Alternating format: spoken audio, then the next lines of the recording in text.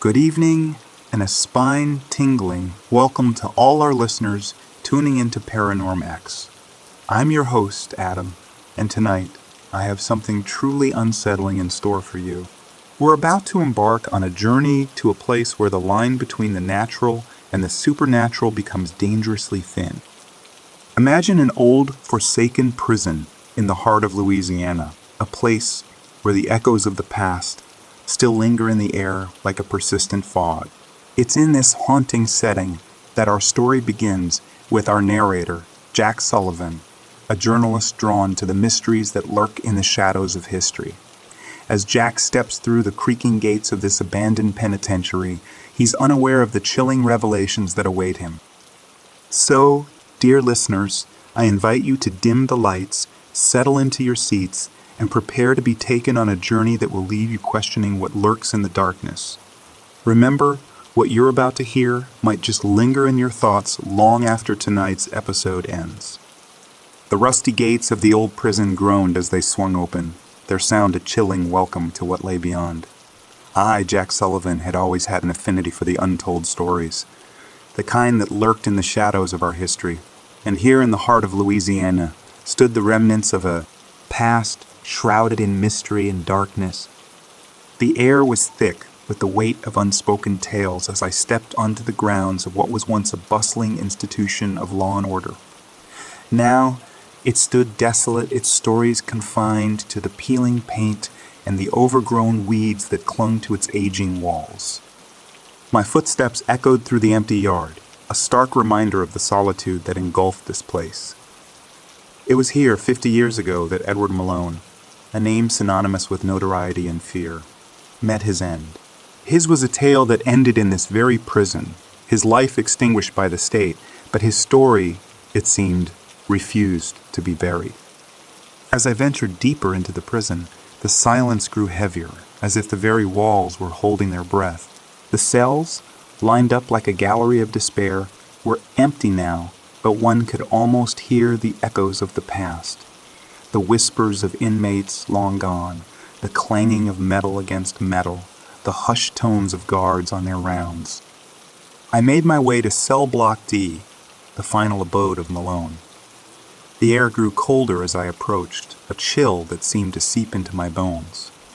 It was as if the cell block itself remembered its infamous occupant and resented the intrusion. Cell 47. This was where Malone spent his final days. The cell was small, claustrophobic, with little more than a rusted bed frame and a barred window that offered a view of nothing but a brick wall. It was hard to imagine a man living out his final days in this tiny space, awaiting a fate that he could not escape. As I stood there, a feeling of unease washed over me.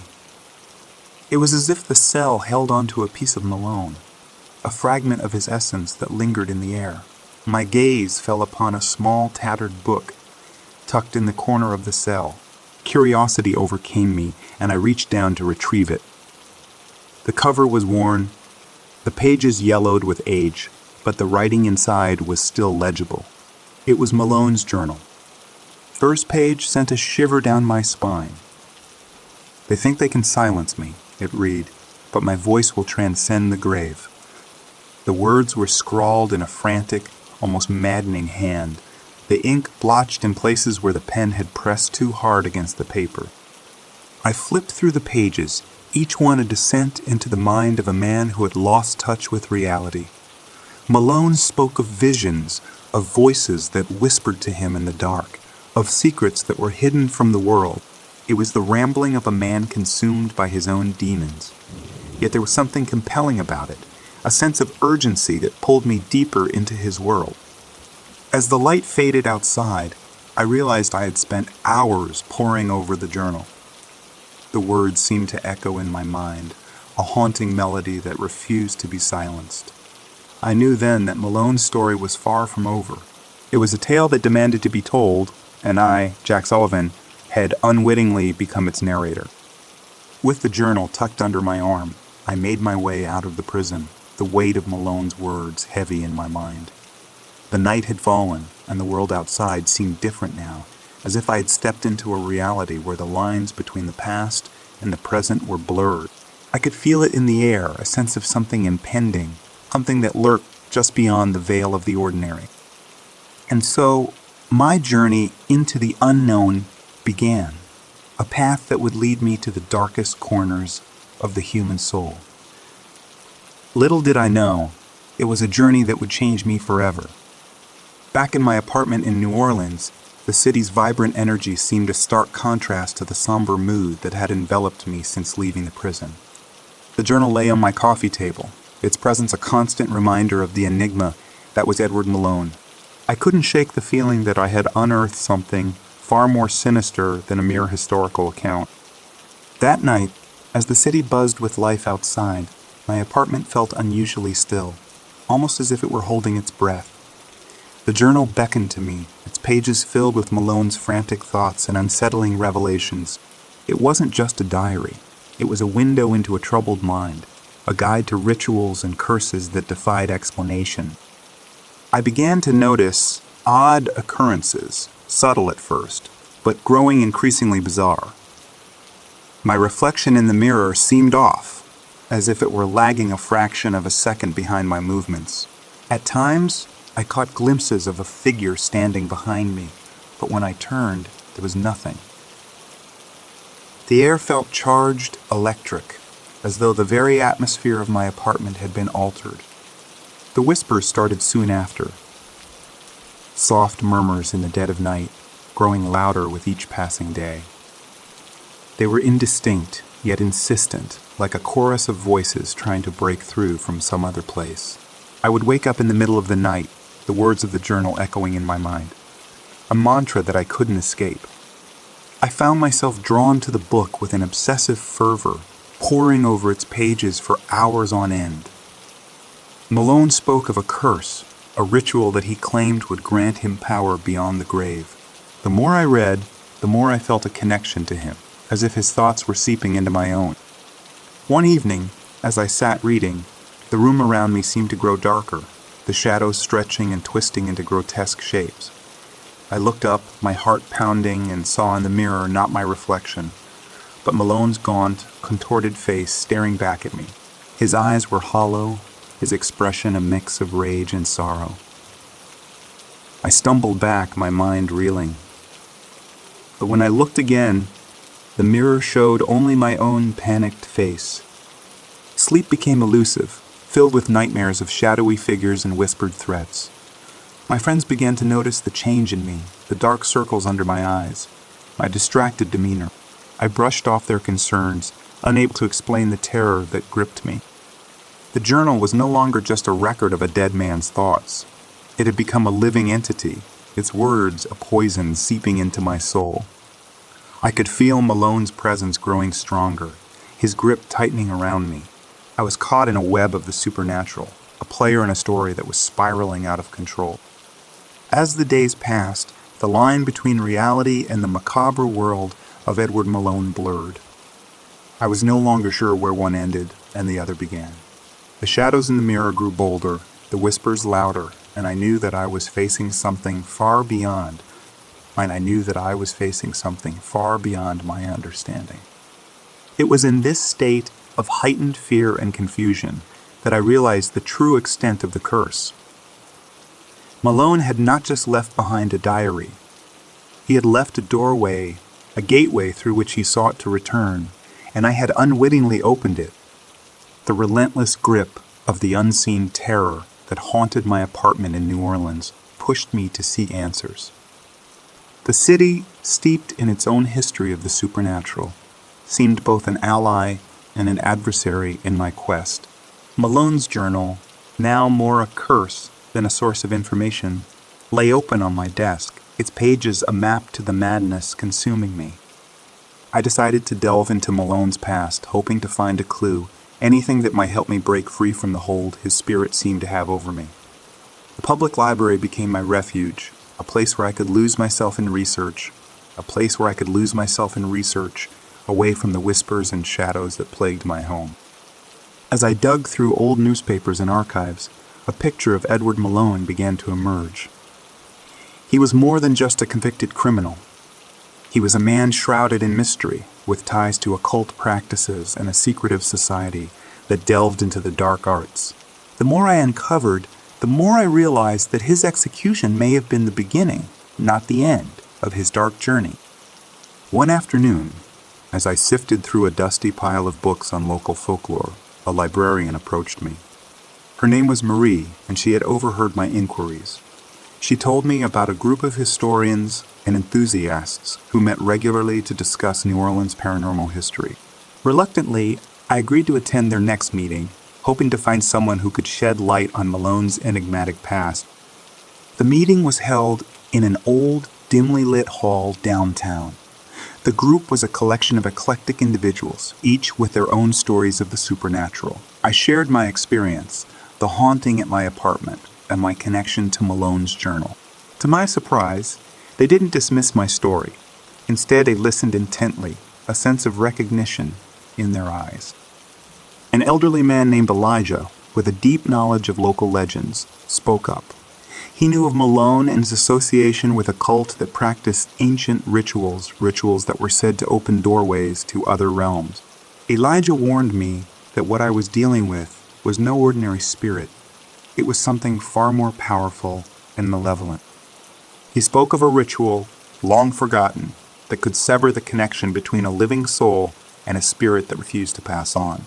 It was a dangerous undertaking, one that required a deep understanding of the forces at play. Despite the risks, I knew it was my only chance to escape the nightmare Malone had drawn me into. In the days that followed, I immersed myself in the study of this ritual. The library became my second home, its ancient texts and arcane tomes my only hope. I could feel Malone's presence growing stronger, his whispers turning into screams in the dead of night, urging me to give in, to join him in the darkness. My nights were plagued with visions, scenes of ritualistic ceremonies and chants in language I couldn't understand. Malone's face appeared in every shadow, his voice a constant echo in my mind. The barrier between his world and mine was crumbling, and I was running out of time. The ritual required specific items, some of which were difficult to obtain. A talisman that belonged to Malone, an artifact from the prison where he was executed, and a personal item of mine to create a link. Gathering these items felt like a race against an unseen clock, each tick bringing Malone closer to reclaiming a hold in the living world. With the items secured, Elijah and I prepared for the ritual. It was to be performed at the stroke of midnight, at a location where the veil between worlds was thin. We chose an abandoned warehouse near the river, a place where the air felt charged with unseen energy. As the hour approached, the air grew colder, the shadows deeper. Elijah began to chant, his voice steady and commanding. I followed his lead, the words foreign yet somehow familiar. The items were arranged in a specific pattern, a circle of power to contain and banish Malone's spirit. The world around us seemed to shift, the walls of the warehouse melting away to reveal a landscape that was both terrifying and mesmerizing. I could see them, the spirits that lingered at the edges of our reality, their faces twisted in anguish and despair. Malone appeared before us, his form flickering like a flame in the wind. He was angry, his voice a thunderous roar that shook the very foundation of the warehouse. But we continued the chant, our voices rising above his. The talisman began to glow, a beacon of light in the darkness. Malone's form wavered, his grip on our world weakening. With a final, desperate scream, he lunged at me, but it was too late. The ritual reached its climax, and with a blinding flash of light, he was gone. The warehouse returned to normal. The spirits vanished. We had done it. We had broken the curse. I was free from Malone's hold, but the experience had changed me. I had peered into a world that few had seen and survived. As I walked out into the early morning light, the city of New Orleans felt different. I was different. The shadows no longer whispered, and the mirrors reflected only my own face, but I knew deep down that the world was far more complex and mysterious than I had ever imagined. The dawn after the ritual found me at the edge of the city, looking out over the Mississippi River. The water flowed quietly, unaware of the tumultuous events that had transpired in the shadows of New Orleans. The weight of Malone's journal, now just a collection of benign pages, felt light in my bag. It was hard to believe that this unassuming book had been the catalyst for such a harrowing journey. I had one last task to complete. The ritual had severed Malone's hold on me, but to ensure he would never return, I needed to confront him at the source of his power, the prison where his earthly life had ended. With a sense of finality, I drove back to the abandoned penitentiary in rural Louisiana. The prison stood, unchanged, a silent guardian of the countless stories trapped within its walls. As I entered, the familiar sense of unease returned, but this time I was not alone. Elijah, who had become both a mentor and a friend during this ordeal, walked beside me, his presence a comforting reassurance. We made our way to cell block D, to the very cell where Malone had spent his last days. The ritual required a confrontation, a final assertion of my will over Malone's lingering presence. With the artifacts from the previous night's ritual in hand, I stood before the rusted bars of cell 47. Elijah began the incantation, his voice echoing through the corridors. I could feel the air thickening, a palpable tension building around us. The shadows in the cell stirred, coalescing into a dark human-like form. Malone's spirit, weakened yet defiant, appeared before us. I stepped forward, my heart pounding in my chest. Malone's eyes, hollow and filled with a malevolent fire, met mine. I felt a surge of fear, but I pushed it aside. This was the moment of truth, the culmination of a journey that had tested my sanity and my resolve. With a steady voice, I began to recite the words Elijah had taught me, words of power and banishment. Malone's form flickered, his expression one of rage and disbelief. He had underestimated the strength of the living, the resolve of someone fighting for their soul. As the incantation reached its peak, a blinding light filled the cell. Malone's spirit writhed in the glow, his screams echoing off the walls. And then, with a final burst of light, he was gone. The cell was quiet, the oppressive atmosphere lifted. It was over. Elijah and I left the prison in silence, the weight of our experience a bond that needed no words. As I drove back to New Orleans, the city seemed to welcome me back, its vibrant energy a stark contrast to the darkness I had faced. In the weeks that followed, my life returned to a semblance of normalcy. I continued my work as a journalist, but with a newfound respect for the mysteries that lay hidden in the fabric of our reality. The experience had changed me, shown me depths of both darkness and strength I never knew existed.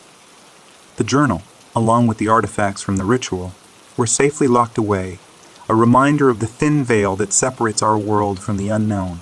I knew that I had been lucky that my encounter with Malone's spirit could have ended much differently. As I sit here writing this, I can't help but wonder about the other stories that lurk in the shadows, waiting to be told. But for now, I'm content to leave those tales for another day.